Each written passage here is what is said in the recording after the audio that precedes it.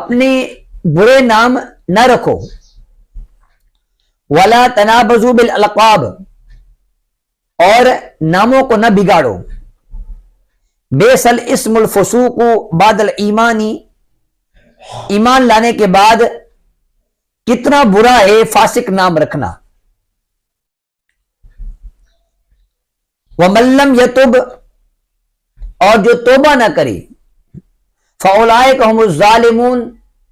وہی لوگ ظالم ہیں۔ تو اللہ پاک نے یہاں پر ایمان والوں کے لیے چند چیزوں کو بیان کیا ہے، بالخصوص اس کے اندر قوم پرستی کا جو رجحان ہے نا، کچھ قوموں میں ہے، یہ عرب قبیلے کے اندر بھی تھی، قبیلوں کے فخر کیا کرتے، ہمارا قبیلہ ایسا ہے تو فلاں کا قبیلہ ایسا ہے۔